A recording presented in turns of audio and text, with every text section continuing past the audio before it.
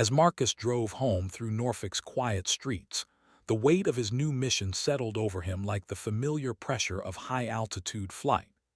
Emma would be asleep by now, Mrs. Chen dozing in the living room while monitoring the house with the dedication that marked military wives who'd spent decades supporting operations they couldn't discuss with their neighbors. The normalcy of suburban nighttime provided perfect camouflage for a man whose morning had begun with school drop-off and whose evening had concluded with accepting responsibility for preventing global warfare. The garage door closed behind his Camry with mechanical precision that reminded him of aircraft carrier operations, the careful choreography of machinery and human intention that made complex operations appear effortless to casual observers. But as Marcus gathered his thoughts before entering the house, he understood that he just crossed a threshold that separated his comfortable civilian existence from the dangerous realm where Phoenix had once operated. Mrs. Chen greeted him with the kind of neighborly concern that made cover identities sustainable in communities where people cared about each other's welfare. Emma was perfect, she reported, gathering her purse and car keys while providing the kind of detailed briefing that confirmed his daughter had spent the evening safely engaged in activities appropriate for her age and development. She finished her homework, ate her dinner without complaining, and read 3 chapters before bedtime. That girl is special, Marcus. You're raising someone who's going to change the world. The prediction carried weight that pressed against Marcus's consciousness as he thanked Mrs. Chen and secured the house for the night. Emma was indeed special, brilliant, curious, compassionate in ways that suggested she'd inherited the best qualities from both her parents while avoiding the operational obsession that had defined Phoenix's existence. Protecting her potential while serving his country's needs would require the kind of careful balance that separated successful intelligence operations from catastrophic security breaches. He checked Emma's bedroom before settling into his own preparations for the mission that would begin tomorrow night. She slept with the profound peace that marked childhood innocence, her breathing steady and her expression untroubled by knowledge of the wars fought to preserve her security. The stuffed elephant that had accompanied their flight from commercial normalcy to classified complexity sat guard beside her pillow, a sentinel that understood its protective duties without questioning the nature of threats it helped defend against. Marcus's mission planning began with equipment assessment and tactical preparation that felt both foreign and familiar after years of civilian dormancy. His personal weapons cache, hidden behind false walls and concealed compartments throughout the house, contained firearms and ammunition that no substitute teacher should possess. But the real tools of his trade lay in secure storage facilities scattered across Norfolk, hidden in locations that provided rapid access while maintaining plausible deniability for his civilian cover identity. The aircraft he'd be flying existed only in the classified realm, where experimental technology intersected with operational necessity. Officially, the stealth fighter he'd pilot tomorrow night didn't exist, its development funded through black budget allocations that congressional oversight never examined, its capabilities derived from technology that defense contractors weren't allowed to acknowledge possessing. Phoenix had test-flown early prototypes during missions that stretched the boundaries of physics and engineering. Marcus would take those lessons into combat against targets that represented the evolution of threats America faced in an increasingly complex world. His secure communications equipment confirmed the mission parameters that would define his return to operational status. The Chinese intelligence vessel, designated Target Scarlet, operated in international waters while conducting electronic warfare activities that threatened American military communications throughout the Western Pacific. Traditional diplomatic protests had proven ineffective, while conventional military responses would escalate tensions beyond manageable levels. Phoenix's resurrection offered a third option, surgical precision that would eliminate the threat without providing evidence of American involvement. The mission profile demanded exactly the kind of capabilities that had made Phoenix legendary in the classified community. Low-altitude penetration through radar networks that protected some of the world's most sensitive military installations, precision targeting of electronic systems that required surgical accuracy to disable without destroying, and extraction through airspace that would be saturated with hostile forces responding to an attack they couldn't officially acknowledge had occurred. But the technical challenges paled in comparison to the personal complexity of Marcus's situation. As he reviewed targeting data and flight plans, Emma's presence in the next room provided constant reminder of what he was fighting to protect. Phoenix had flown his missions for abstract concepts like national security and strategic advantage. Marcus would fly his for something much more concrete: his daughter's future in a world where American values and freedoms remained viable alternatives to authoritarian expansion. The hours before dawn passed in preparation that felt both routine and momentous. Marcus reviewed intelligence reports on Chinese naval capabilities, studied satellite imagery of the operational area, and confirmed the technical specifications of weapons systems that didn't officially exist in any military inventory. But he also checked Emma's school supplies for the next day, prepared her breakfast, and laid out clothes that would help her navigate the social complexities of elementary school friendships. Morning brought the familiar routine of school preparation, but with undercurrents that marked the day as fundamentally different from their previous civilian existence. Emma chattered about a science project, while Marcus calculated fuel requirements and weapons loads for a mission that would take him into airspace, where discovery meant international incident and failure meant strategic catastrophe. The duality of his existence played out in real time as he helped his daughter with her backpack, while mentally reviewing electronic countermeasures that would protect his aircraft from radar systems designed to detect the most advanced stealth technology. The drive to Maple Grove Elementary passed through neighborhoods where other parents conducted their morning routines, without awareness that one of their community members was preparing to risk his life, preventing the kind of global conflict that would reshape their children's futures. Marcus walked Emma to the school entrance with the same careful attention he'd always provided, but his operational consciousness noted details that civilian awareness would miss: sight lines that provided surveillance opportunities, vehicle positions that might indicate hostile observation, the subtle patterns of behavior that marked normal community activity versus potential security threats. "Have a good day, sweetheart," he said, embracing his daughter with intensity that carried unspoken recognition of the risks he'd be accepting after her bedtime. "Remember that Daddy loves you more than anything in the world, and that everything I do is to make sure you have the best future possible." Emma accepted his affection with the casual confidence that marked children who never doubted their parents' love or commitment. To her, Marcus was simply Dad, the man who helped with homework and read bedtime stories, who attended school events and coached weekend soccer games. She had no knowledge of Phoenix's resurrection or Marcus's return to classified operations, and maintaining that innocence would be his primary mission regardless of whatever strategic objectives his evening flight might accomplish. The hours between school drop-off and mission briefing stretched like the calm before combat operations. Marcus used the time for final preparation that covered both his civilian responsibilities and his operational requirements. He arranged substitute teaching coverage for the next day, explaining his absence through a cover story about family obligations that strengthened rather than compromised his community integration.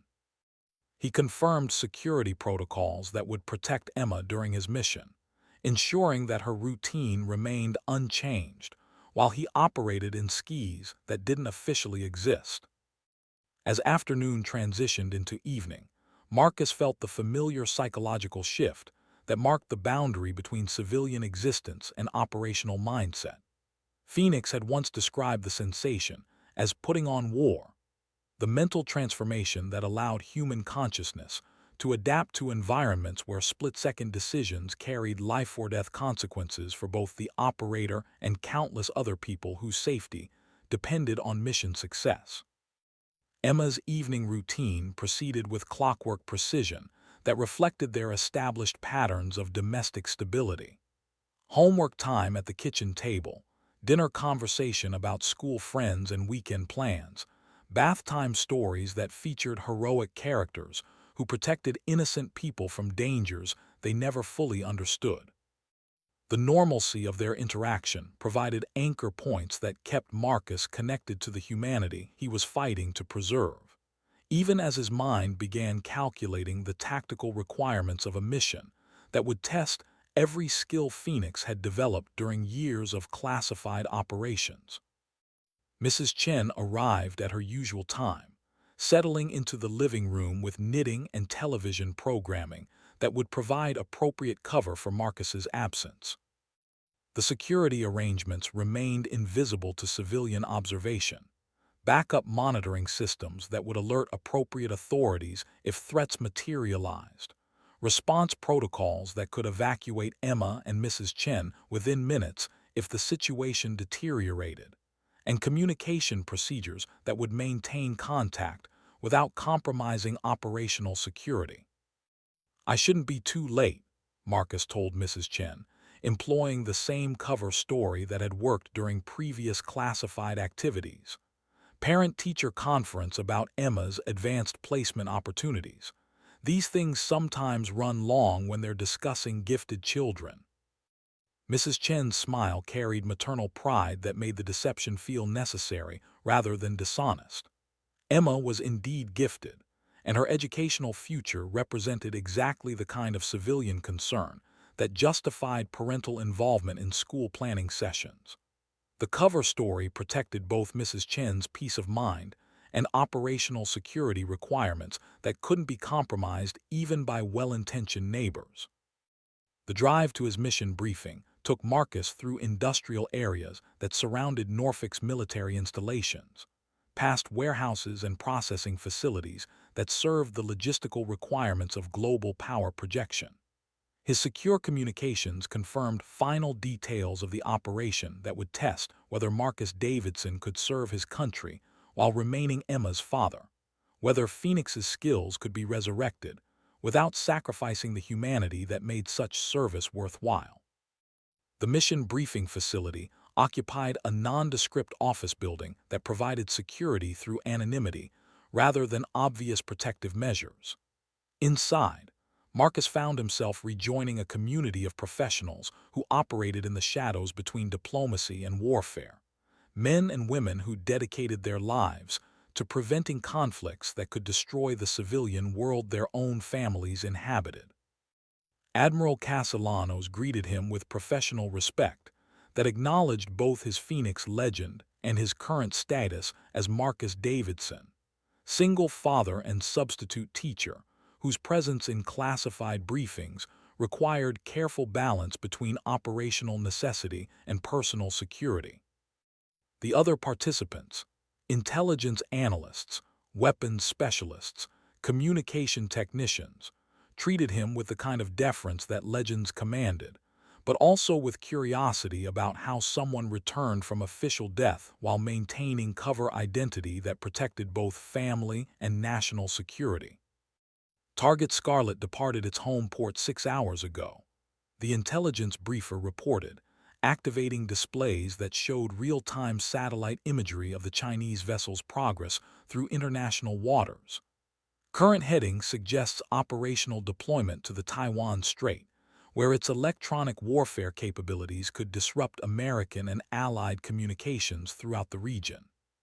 Traditional diplomatic protests have proven ineffective, and conventional military responses would escalate tensions beyond acceptable levels.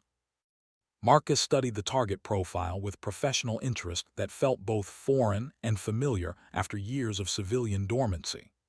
The Chinese vessel represented the evolution of threats America faced in an increasingly complex world, not the massive naval formations that traditional military doctrine anticipated, but sophisticated intelligence platforms that could achieve strategic objectives through technological rather than kinetic warfare.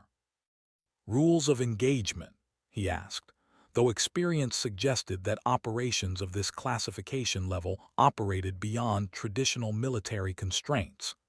Phoenix had learned to navigate moral complexity that conventional training never addressed.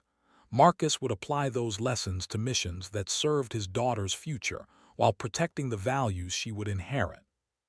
Disable their electronic warfare capabilities without creating evidence of American involvement, Admiral Castellanos replied, her tone carrying weight that acknowledged the paradox of surgical precision in an environment where detection meant international incident. The vessel must survive the encounter, but its ability to conduct intelligence operations must be permanently compromised. It's exactly the kind of mission that Phoenix specialized in, impossible until it's completed. The briefing continued with technical details that confirmed Marcus's return to the realm, where physics and engineering intersected with strategic necessity.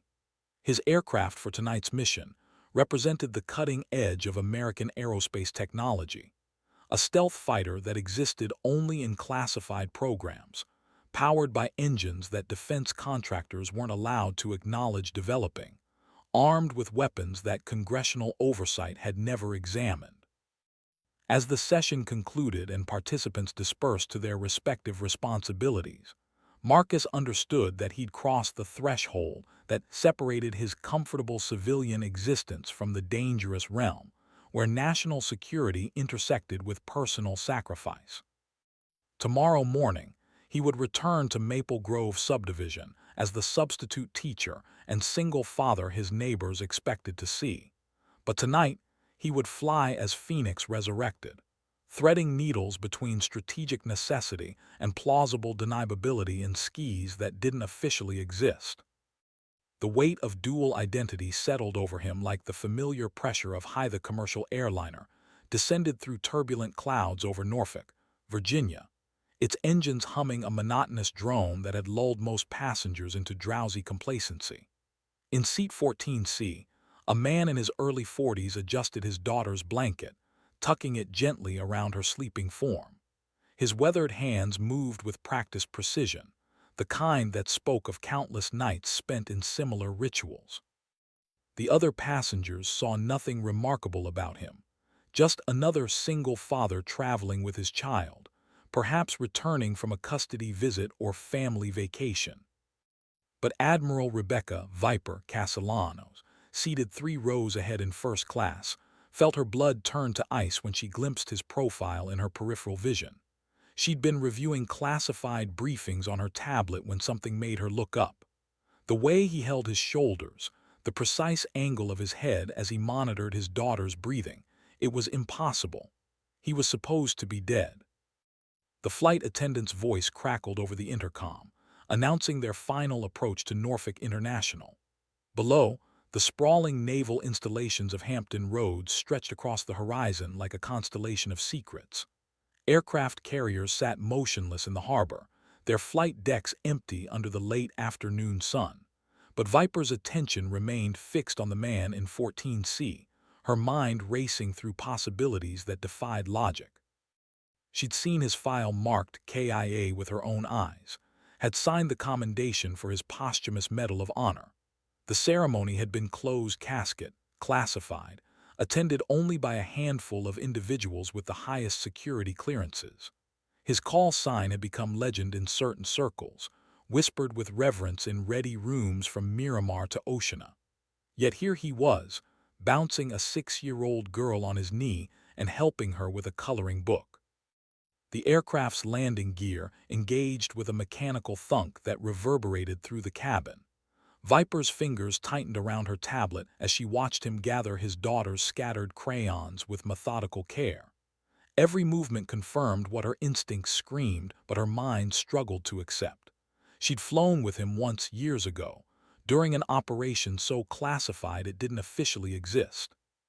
She'd watched him thread an FA-18 Super Hornet through a gap in enemy radar coverage that no sane pilot would attempt. executing maneuvers that seemed to violate the laws of physics. The plane touched down with a gentle bump, and passengers began stirring, reaching for overhead compartments. But Viper remained frozen, her eyes locked on seat 14C, where the impossible man helped his daughter pack away her coloring supplies. She knew she should approach him, demand answers, verify his identity. Instead, she found herself paralyzed by the implications of what his presence might mean. The little girl looked up at her father with bright, trusting eyes that held no knowledge of the wars he'd fought in skis most people would never see. To her, he was simply Dad, the man who made pancakes on Sunday mornings and read bedtime stories with voices for all the characters. But to Viper, he was something far more complex. A ghost who cast shadows on everything she thought she knew about sacrifice, duty, and the price of serving in America's most classified operations. As passengers began filing toward the exit, Viper realized she was holding her breath.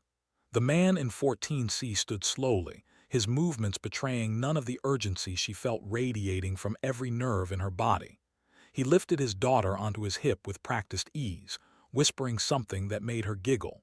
For a moment, watching this tender interaction, Viper almost convinced herself she'd been mistaken. Almost. Then he turned slightly, scanning the cabin with the subtle hypervigilance that marked every pilot who'd survived the kind of missions that existed only in redacted files. His gaze swept past her without recognition, but in that instant, Viper saw something that confirmed her worst fears and deepest hopes simultaneously. Behind his tired father's eyes lay the calculating mind of someone who'd made decisions that altered the course of nations. Decisions that, according to every official record, had cost him his life. The mystery deepened as passengers shuffled past, oblivious to the fact that they'd been sharing cabin space with a legend who wasn't supposed to exist. Viper's tablet displayed classified intelligence reports about emerging threats in the South China Sea, but her focus remained entirely on the impossible figure now making his way toward the aircraft's exit. She'd built her career on certainty, on facts that could be verified and filed in neat folders marked with appropriate classification levels. But sometimes the most important truths lived in the spaces between official reports, in the silence that followed when certain names were mentioned in rooms where only the most trusted ears were allowed to listen. The warm Virginia air hit them as they stepped onto the jet bridge, carrying with it the familiar scent of jet fuel and salt water that marked every major naval installation. Viper followed at a distance, her Admiral's insignia suddenly feeling heavy on her collar. Around them, Norfolk International Airport buzzed with the controlled chaos of military personnel, returning to duty, families reuniting, and the constant flow of people whose lives intersected with the massive defense infrastructure that dominated this corner of the country. But none of that mattered now. What mattered was the man ahead of her, walking hand in hand with his daughter toward an uncertain future that somehow intersected with classified operations Viper had thought were buried along with their participants. She'd spent 15 years climbing the ranks of naval aviation, breaking barriers and earning respect in a world that didn't always welcome women who dared to claim the sky as their domain. Yet nothing in her experience had prepared her for this moment, when the impossible walked off a commercial airliner and into a scenario that threatened to rewrite everything she understood about duty, sacrifice, and the true cost of serving something greater than oneself. The terminal stretched ahead of them like a threshold between two worlds, the civilian realm where single fathers traveled with their children, and the classified universe where call signs carried more weight than real names, and some truths were too dangerous for daylight. Viper realized she was about to discover which world would claim them both, and whether the answers she sought would illuminate or destroy everything she'd spent her career building. The man in 14C had awakened something that couldn't be ignored, a question that demanded resolution regardless of the consequences. As they entered the main terminal, surrounded by travelers who had no idea they were witnessing what might be the most significant intelligence event to unfold in Norfolk since the end of the Cold War. Viper made a decision that would change everything. She would follow. She would discover the truth. And whatever that truth revealed about the man who'd risen from the dead and the daughter who called him dad, she would face it with the same courage that had carried her through every impossible mission she'd ever flown. The chase began not with sirens or dramatic pursuit, but with the quiet determination of a woman who'd learned that sometimes the most important battles were fought not in the sky, but in the spaces between what was officially acknowledged and what actually happened when the lights went out and the real work began.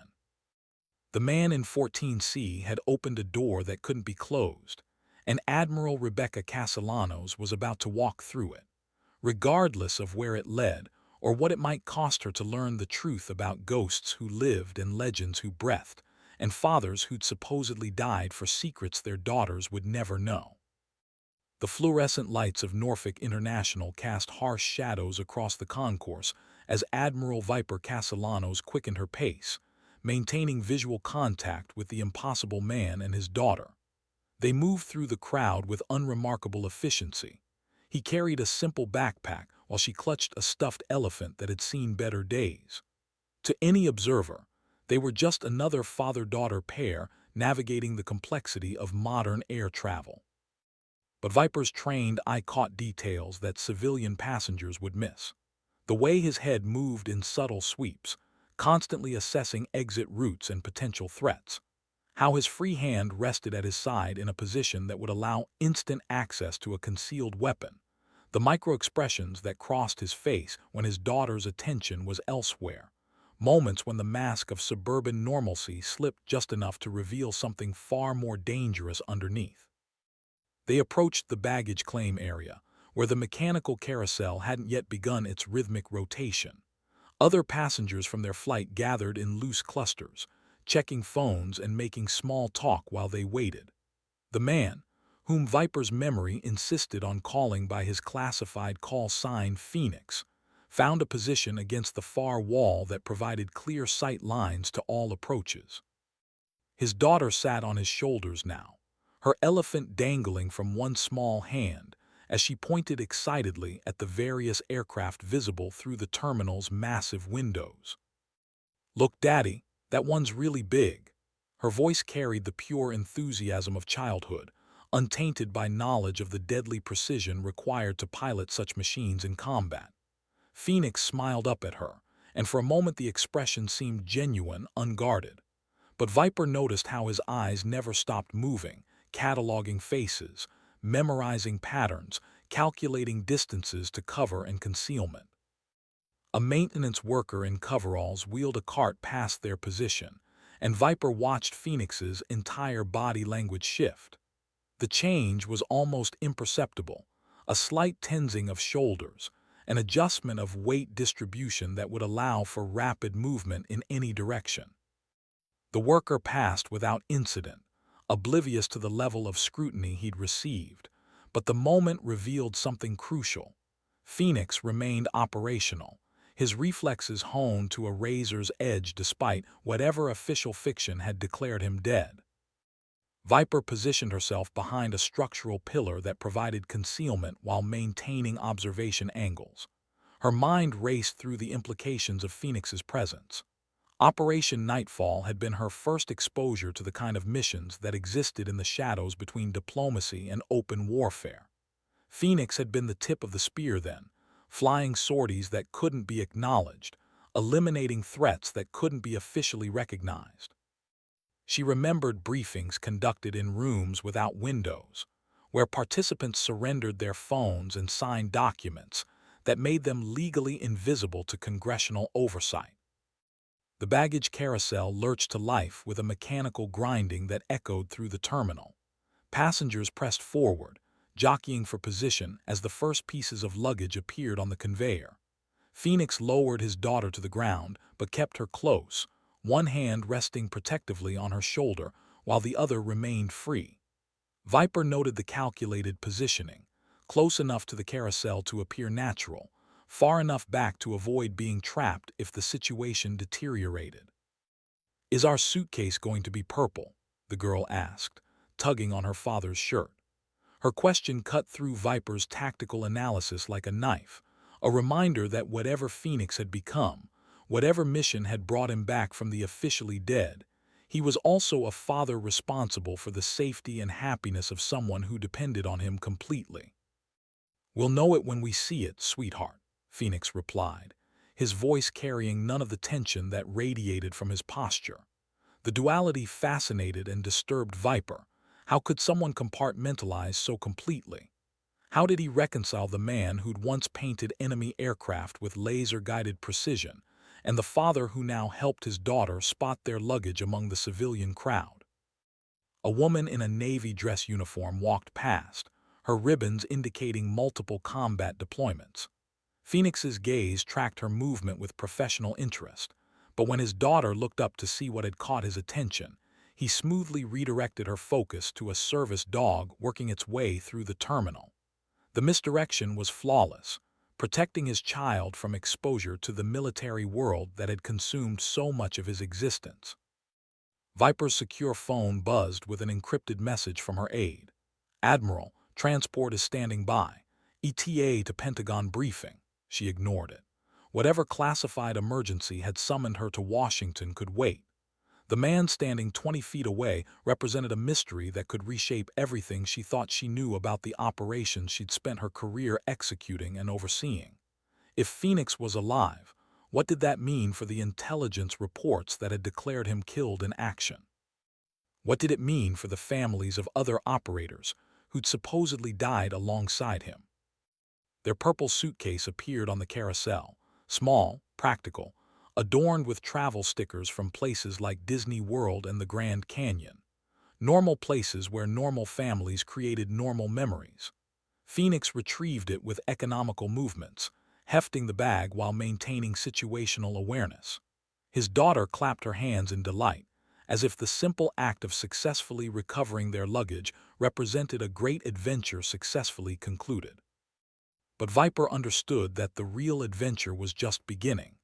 As Phoenix and his daughter headed toward the terminal exit, she fell into step behind them, her mind already formulating the questions that demanded answers. Who had authorized his resurrection?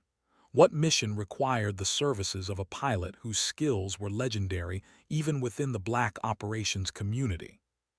And what did his presence in Norfolk, home to the Navy's most sensitive operations, suggest about the threats America faced in the shadows where public awareness never penetrated? The automatic doors slid open, revealing the humid Virginia evening beyond. Phoenix paused for a moment, scanning the pickup area with professional thoroughness before selecting a direction. His daughter chatted animatedly about the airplane food and the movie she'd watched during their flight, her innocence providing perfect camouflage for her father's hypervigilant assessment of potential threats. Viper followed them into the gathering dusk, knowing that each step carried her deeper into a world where official truth and operational reality existed in parallel universes.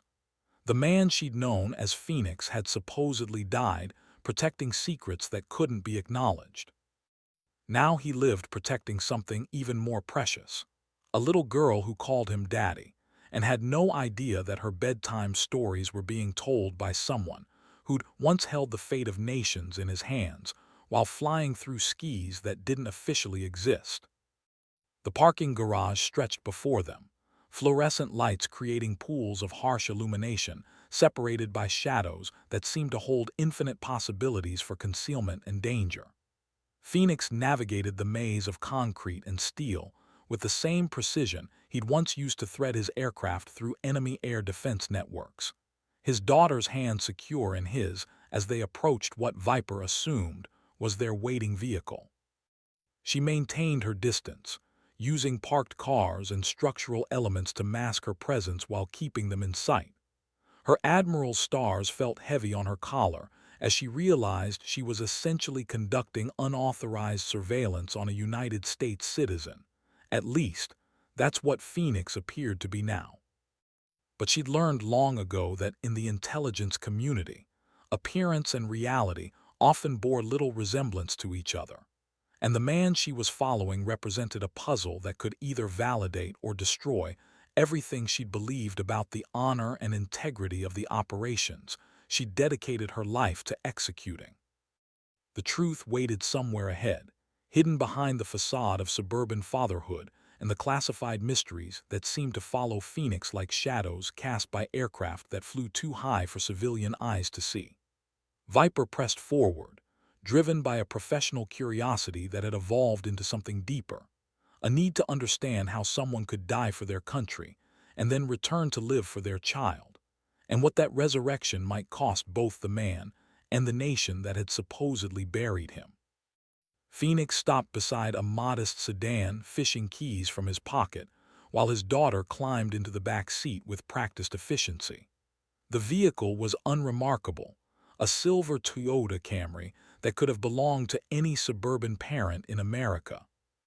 But as Viper watched him conduct a subtle inspection of the car's exterior, checking for signs of tampering or surveillance devices, she realized that even Phoenix's choice of transportation reflected the careful balance he maintained between operational security and paternal responsibility. The car's engine turned over with a quiet purr that seemed almost anticlimactic after the tension that had been building since Viper first recognized him on the aircraft. Through the rear window, she could see his daughter buckling her seatbelt while chatting about something that made Phoenix smile in the rearview mirror. The moment captured the surreal nature of what Viper was witnessing, a conversation between a father and daughter playing out against the backdrop of one of the most significant intelligence mysteries she'd ever encountered. As the Camry pulled out of its parking space, Viper hurried toward her own vehicle, a black SUV with government plates that screamed federal authority. She'd planned to use it for the drive to Washington, but those orders seemed insignificant now compared to the opportunity to unravel a mystery that could reshape her understanding of the military's most classified operations. The SUV's engine roared to life, its power and sophistication a stark contrast to Phoenix's deliberately mundane transportation. She followed at a careful distance as they navigated the maze of roads leading away from Norfolk International. Phoenix drove with the same professional competence he'd once applied to aerial combat, obeying traffic laws while maintaining constant awareness of the vehicles around him, taking routes that provided multiple escape options while avoiding patterns that might indicate surveillance consciousness to casual observers. But Viper knew he was aware of her presence. Someone with his training would have spotted her tail within the first mile. The realization that Phoenix was allowing her to follow him added another layer to the mystery. Either he wanted her to discover something, or he was leading her into a situation where he could control the circumstances of their inevitable confrontation. Both possibilities carried risks that made Viper's pulse quicken with the familiar excitement of entering unknown tactical territory. They drove through neighborhoods that reflected the economic diversity of military communities, modest subdivisions where enlisted families lived alongside more affluent areas where officers had invested their careers in local real estate. Phoenix's route seemed deliberately indirect, taking them past elementary schools and shopping centers, through residential areas where American flags flew from front porches and yellow ribbon magnets decorated minivan bumpers. The journey felt like a tour through the civilian world that military personnel fought to protect, a reminder of the normalcy that existed beyond the classified realm where Phoenix had supposedly died and Viper had built her career. As they approached a traffic light, Viper caught a glimpse of Phoenix's daughter in the back seat, her head tilted against the window as she watched the world pass by with the patient boredom of a child accustomed to traveling with her father. The sight triggered an unexpected emotional response in Viper, a recognition of the sacrifices that military families made, the complex web of love and duty that bound parents and children together, even when the parents' true work remained forever hidden from public view. The light changed, and Phoenix's Camry turned into a subdivision called Maple Grove, where tree-lined streets curved between houses that spoke of middle-class stability and suburban dreams. Viper followed, her SUV suddenly feeling conspicuous among the soccer mom vehicles and pickup trucks that populated driveways marked by basketball hoops and children's bicycles. They stopped in front of a two-story colonial with beige siding and black shutters, indistinguishable from dozens of others in the development. Phoenix parked in the driveway beside a small Honda that suggested the presence of another adult in his life, perhaps a wife or partner who shared the responsibility of raising his daughter, while he navigated whatever classified existence had brought him back from the officially dead. Viper parked across the street, her training warring with her conscience as she watched Phoenix help his daughter out of the car. The child ran toward the front door with the excitement of coming home, while Phoenix retrieved their luggage with movements that remained alert despite the domestic setting.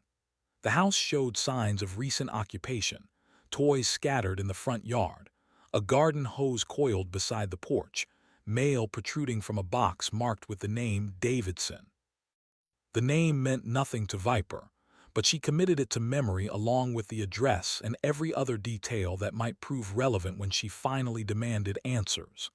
Phoenix, or Davidson, as he apparently preferred to be called now, guided his daughter toward the front door, his posture relaxing slightly as they approached the sanctuary of home.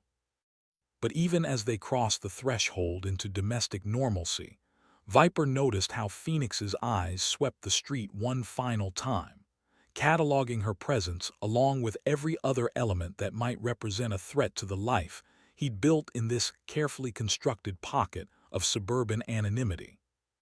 The look he gave her SUV lasted only a second, but it carried a message that transcended words. He knew she was there, he knew why she'd followed him, and he was ready for whatever conversation was about to unfold between them. The door closed behind father and daughter, leaving Viper alone in her SUV with questions that multiplied faster than she could formulate answers. The house sat peacefully in the gathering dusk, its windows beginning to glow with warm interior light that spoke of dinner preparations and homework time, bedtime stories, and all the mundane rituals that defined family life in America. But behind that facade of normalcy lived a man who'd supposedly died serving his country's most classified interests, and the implications of his resurrection threatened to unravel everything Viper thought she knew about duty, sacrifice, and the true cost of defending the nation's secrets. She reached for her secure phone, then hesitated. Reporting Phoenix's presence would trigger an investigation that could destroy the life he'd built with his daughter, but remaining silent might compromise national security in ways she couldn't begin to calculate. The weight of command had never felt heavier than it did in that moment, sitting in a suburban street where the most important intelligence decision of her career would be made not in a Pentagon briefing room, but in the shadow of basketball hoops and picket fences. The house revealed nothing more as darkness settled over Maple Grove subdivision. Lights moved from room to room as the evening routine progressed. Dinner, perhaps a bath for the little girl, the quiet chaos of bedtime in a household where one parent bore the full weight of responsibility for nurturing a child while harboring secrets that could alter the course of nations. Viper remained in her SUV, engine running, secure communications within reach, balancing duty and curiosity against the growing conviction that some truths were more dangerous than the lies they replaced. Tomorrow would bring choices that couldn't be delayed or delegated. Tonight, she would watch and wait, gathering intelligence on the impossible man who'd risen from the dead and the innocent child who had no idea that her father's bedtime stories were being observed by someone who'd spent her career learning that in the world of classified operations, the most important battles were often fought not between nations, but between competing definitions of honor, duty, and the price of serving something greater than oneself. The suburban streets settled into nighttime quiet, but Admiral Rebecca, Viper, Castellanos remained alert in her government SUV, her mind racing through scenarios that would determine not only the fate of the man she'd known as Phoenix, but the trajectory of her own career and the safety of operations that existed in the shadows where public awareness never penetrated. The chase that had begun in Seat 14C was far from over. In many ways, it was just beginning. Morning came to Maple Grove subdivision with the gentle chaos of a school day. Viper had spent the night in her SUV, running the engine periodically to maintain battery power for her communications equipment, while conducting surveillance on the house that sheltered one of the military's most carefully guarded secrets. At 6:30, lights began appearing in windows, and she caught glimpses of movement that suggested the morning routine was beginning in earnest. Phoenix, she found it impossible to think of him by any civilian name, appeared first, visible through a kitchen window as he prepared breakfast. Even performing such mundane tasks, his movements carried the precise efficiency that marked professional operators. Viper adjusted her binoculars, focusing on details that might provide clues about his current status and intentions. At 7:15, the front door opened, and Phoenix emerged with his daughter, both dressed for what appeared to be a normal Tuesday. The little girl carried a school backpack covered in cartoon characters, while Phoenix wore khakis and a polo shirt that made him look like any suburban father preparing to drop his child off at elementary school. But Viper's trained eye caught the subtle tells that betrayed his true nature. The way he scanned the street before locking the front door, how his hand brushed against his hip where a concealed weapon would rest, the micro-pause as his gaze swept past her SUV without acknowledging her presence. They climbed into the Camry, and Viper faced another decision point.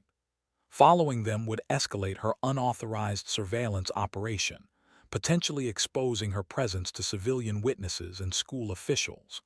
But allowing Phoenix to disappear into the morning routine of suburban America would mean losing the only lead she had on one of the most significant intelligence mysteries of her career. The Camry backed out of the driveway, and Viper made her choice. Her SUV pulled away from the curb, maintaining the careful distance that had become second nature during the previous evening's pursuit.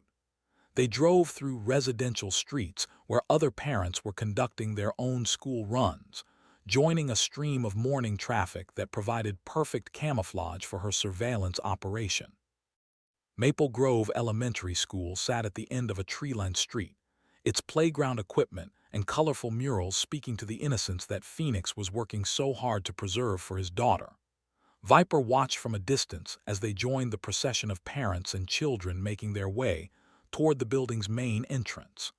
Phoenix walked hand in hand with his daughter, but his head moved in subtle patterns that mapped every potential threat and escape route in the vicinity.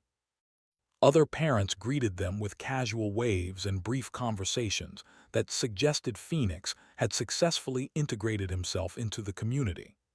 Viper observed these interactions through her binoculars, noting how Phoenix's responses seemed natural while his eyes continued their constant surveillance of the surrounding area. The duality was remarkable.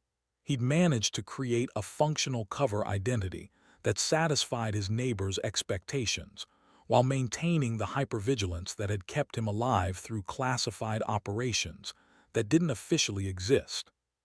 His daughter ran toward the school entrance with the excitement typical of children her age, but she paused to look back at her father with an expression that made Viper's chest tighten unexpectedly.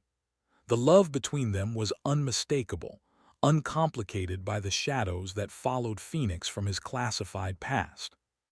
Whatever had brought him back from the officially dead, his relationship with his daughter represented something pure in a world where Viper had learned to question every motive and doubt every stated intention.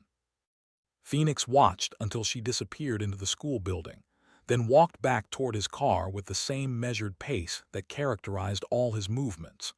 But as he approached the Camry, his route took him close enough to Viper's position that she could see his face clearly for the first time since recognizing him on the aircraft. The years had added lines around his eyes and touches of gray to his hair, but the fundamental intensity remained unchanged.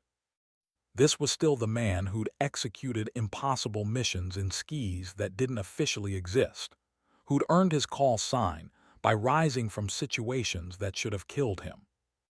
As he passed her SUV, Phoenix made eye contact through her windshield. The moment lasted less than 2 seconds, but it carried the weight of recognition, challenge, and invitation. He knew she'd been following him, knew she had questions that demanded answers, and he was ready for the conversation that had become inevitable from the moment she'd spotted him in seat 14C. The Camry pulled out of the school parking lot, but instead of returning to Maple Grove subdivision, Phoenix took a different route. He drove with deliberate purpose now, no longer maintaining the casual pace of a suburban father, but moving with the tactical precision of someone approaching an objective. Viper followed, her pulse quickening as she realized she was being led to a location of Phoenix's choosing, where whatever secrets he harbored would either be revealed or buried even deeper than the official reports that had declared him dead. They traveled through Norfolk's commercial district, past strip malls and office complexes that served the sprawling military community surrounding the world's largest naval station. Phoenix's route seemed random to casual observation, but Viper recognized the pattern. He was conducting counter-surveillance measures, checking for additional tails while leading her toward whatever destination he'd selected for their confrontation. The Camry turned into the parking lot of a small diner called Sally's Place, the kind of establishment that served coffee strong enough to fuel night shifts and breakfast hearty enough to sustain people whose work couldn't be discussed in polite company. Phoenix parked near the building's rear exit, a position that provided multiple escape routes while offering clear sight lines to all approaches. Through the windows, Viper could see that the interior was nearly empty. Just a few patrons whose body language suggested they were accustomed to minding their own business. As Viper parked her SUV, she realized that Phoenix had orchestrated this encounter with the same precision he'd once applied to aerial combat. He'd chosen the location, controlled the timing, and positioned himself to manage whatever information exchange was about to occur. She was no longer conducting surveillance. She was walking into a briefing where the subject matter expert happened to be someone who'd supposedly died protecting secrets she'd spent her career defending. Her secure phone buzzed with another message from the Pentagon. Admiral Castellanos, your presence is required for classified briefing at 1400. Confirm receipt. She silenced the device without responding. Whatever crisis was unfolding in Washington paled in comparison to the mystery sitting 30 feet away, waiting to either validate or destroy everything she believed about the operations she'd dedicated her life to executing. Phoenix sat in his car for several minutes, conducting his own assessment of the tactical situation before making his move. When he finally emerged from the Camry, his movements carried none of the casual domesticity she'd observed during the school drop-off.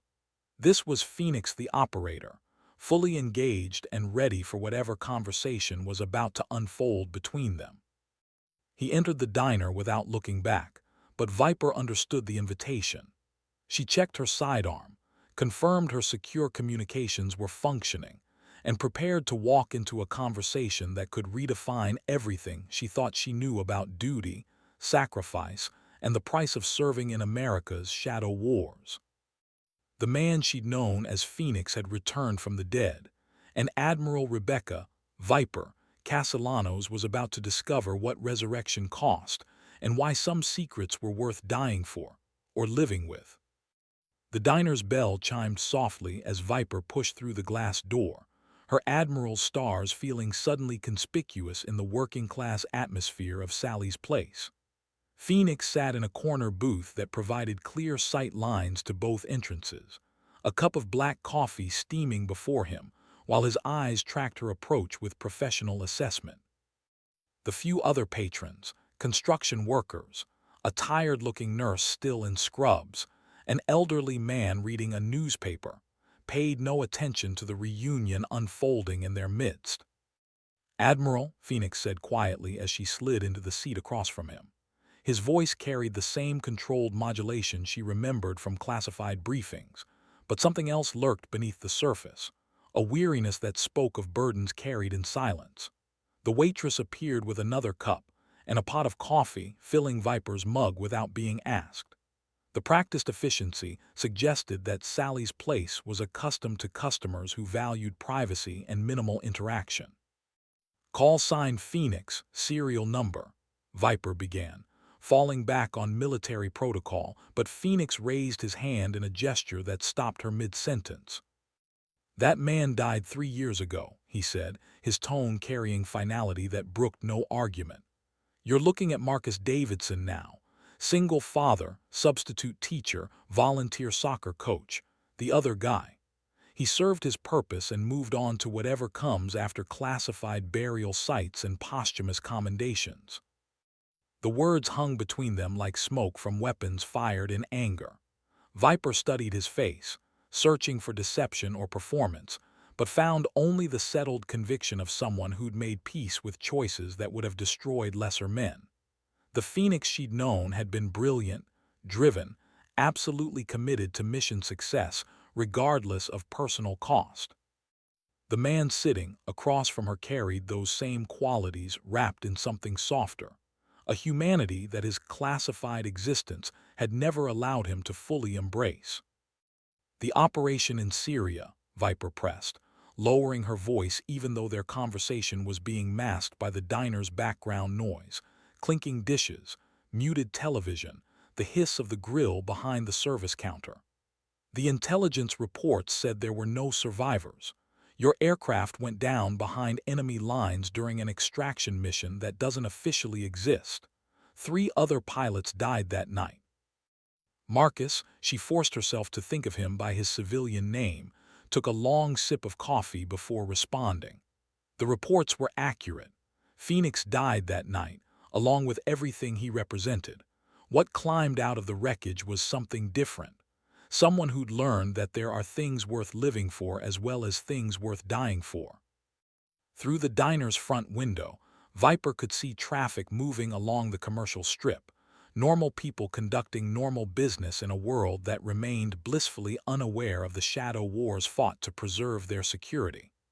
"You had a daughter to come home to," she said, understanding beginning to dawn despite the impossibility of what she was hearing. "I had a daughter I'd never really been home for," Marcus corrected, his expression softening as he spoke about the little girl she'd watched him drop off at school. "Emma was 3 when the mission went sideways. Her mother, my ex-wife, had been telling her that Daddy was a pilot who flew really high and helped keep people safe. But I'd never been just her father. I'd been Phoenix first, operator second, and somewhere way down the list, maybe I was Dad when the mission tempo allowed it." The waitress refilled their cups without interrupting, her practiced invisibility suggesting that Sally's place had hosted countless conversations that civilians weren't meant to overhear. Viper wrapped her hands around the warm ceramic, using the physical sensation to anchor herself as Marcus continued his impossible story. "The crash site was hot, enemy forces converging from 3 directions, air support 20 minutes out, and my aircraft scattered across half a mountainside. Standard protocol called for calling in an airstrike on my position to prevent capture and intelligence compromise. But lying there in the wreckage, bleeding from wounds that should have killed me, I realized I'd never taught Emma to ride a bike, never helped her with homework, never been the kind of father she deserved." Viper's training screamed at her that operational security had been fatally compromised, that Phoenix's survival represented a breach that could expose classified programs stretching back years. But the human part of her, the part that had been buried under decades of professional achievement and military discipline, recognized the profound courage it took to choose love over duty in a world where such choices were often mutually exclusive. "So you disappeared," she said, the pieces beginning to form a picture that challenged everything she believed about military honor and professional obligation. "You let them think you were dead and built a new life for yourself and your daughter." Marcus nodded, his gaze drifting toward the window where civilian traffic continued its mundane flow. The extraction team found enough remains to satisfy the forensics requirements. DNA samples that matched my service record, personal effects that confirmed my presence at the crash site. Phoenix died that night according to every official report, and Marcus Davidson was born with a new social security number, employment history, and custody arrangement that gave him what Phoenix never had, the chance to be a real father. The implications cascaded through Viper's mind like dominoes falling in predetermined patterns. Who authorized your resurrection? This kind of identity construction requires resources and access that only exist at the highest classification levels. Someone in the intelligence community made the decision to let you live while officially declaring you dead. There are people in our government who understand that sometimes the greatest service you can perform for your country is stepping away from service, Marcus replied, his tone suggesting depths of conspiracy that Viper hadn't considered. Phoenix had become too valuable to risk and too dangerous to retire through normal channels. The missions he'd flown, the targets he'd eliminated, the intelligence he'd gathered, all of it made him a permanent liability to operations that couldn't survive exposure. Viper felt the familiar chill that accompanied exposure to information that carried classification levels beyond her clearance. She'd spent her career operating at the intersection of military command and intelligence oversight, but Marcus was describing a realm that existed beyond even her authorized knowledge. So they staged your death to protect ongoing operations while giving you the